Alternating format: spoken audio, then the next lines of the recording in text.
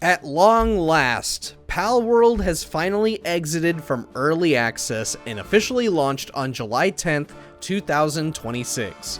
But what exactly has changed in the 2 years since developer Pocketpair first released it in early access? Let's take a look at the most significant alterations.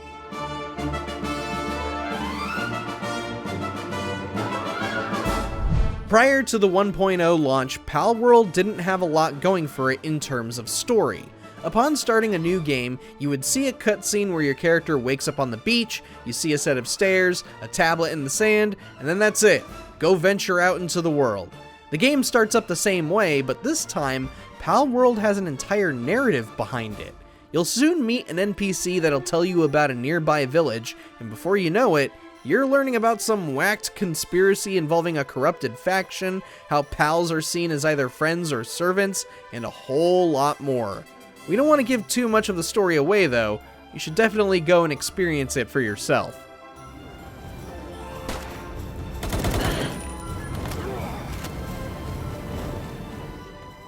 During its time in early access, there were moments where Palworld felt just a tad unstable and disorganized. Nothing that made it unplayable, it's just that some menus were hard to read, the loading times would go on a bit too long, and the frame rate tended to be a bit inconsistent.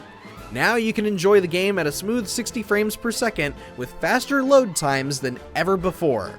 However, if you're playing on Xbox Series S or playing off of an old save file from several updates ago, you may not notice these improvements at first. So, you may want to start a new save if you care about performance and visuals.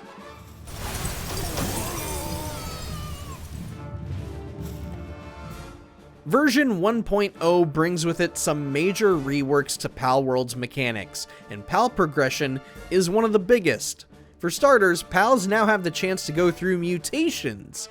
No, it will not give your pal an additional limb, as cool as that may sound, but mutations have a low chance for newly born pals to end up far stronger than your normal ones. You can also use breeding to possibly manipulate these mutations while growing your database of pals. And once you reach the end game, you'll have a whole new way to further strengthen your pals. Awakenings, which will give pals even more major buffs and stats while giving them a lustrous glow to signify your completion of the story.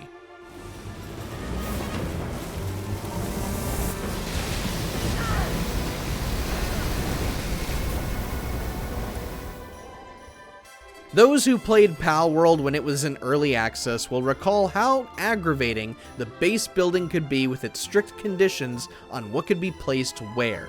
It didn't help that some pals could easily get stuck if a structure was blocking its usual pathing. Well, no longer.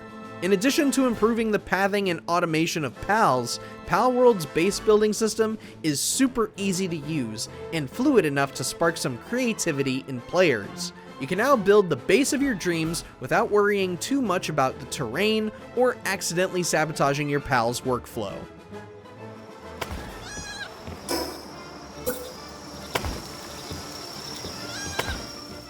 In terms of general adjustments, Pocketpair has made some pretty substantial tweaks to Palworld's combat and balance. If you played the early access version way back in 2024, you probably reached a few points where the fights felt way more difficult than they should be. Well, version 1.0 has helped tidy up the difficulty and pacing to where things shouldn't feel as tough as they used to. Palworld isn't suddenly super easy through and through, but the game isn't as oppressive as it may have come off before, assuming you're keeping up with improving your gear and weapons, of course.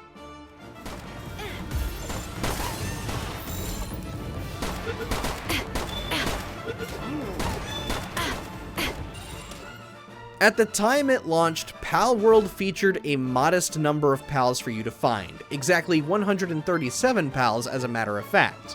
But in the past 2.5 years, the game saw a handful of updates like the Sakurajima and Faybreak updates that would increase the total to 215.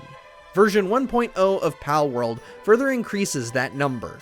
Not only are there 25 brand new variants of pre-existing pals, but there are also 47 entirely new species for you to discover.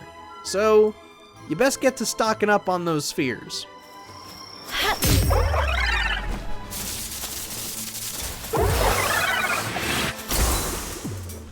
During early access, some players likely got filtered out by Zoe and Grisbolt or Lily and Liline because of their obscene health pools and attack power. Or pals would just forget how to attack. It made the game feel like you were ramming your head into a wall. Thankfully, Pocketpair has gone back and not only squashed all these bugs plaguing these fights, but they've made these fights more diverse. Each tower boss boasts unique attacks that will require new strategies to defeat them outside of just exploiting their weaknesses. You will need special gear to really capitalize on those weaknesses and really think about which pals you're bringing to the party.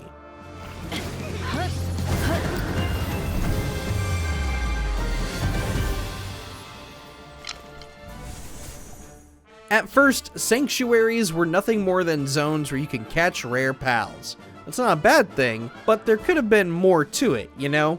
It's great for completionists, not so much for players not wanting their campaign to end just yet.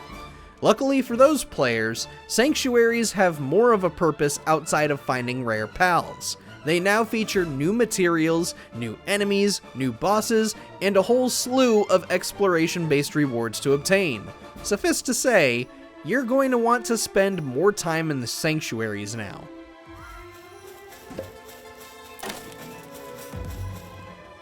As you explore this new version of Palworld, you will notice a set of floating islands in the distance.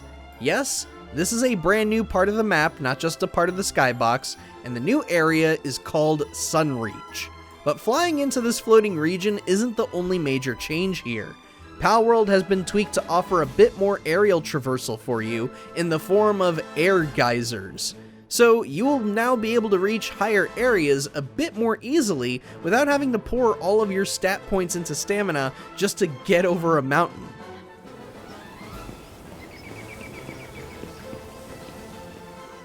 The World Tree is honestly the biggest change that almost everybody in the community has been asking for.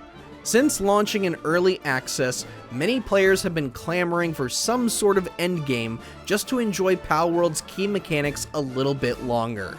Well, the World Tree is now your endgame. In addition to being a brand new biome, you will find even more pals you hadn't encountered before, more dungeons, more bosses to fight, and even more story to experience. It's everything Palworld fans could have asked for, and more. You're gonna be busy for quite some time, man.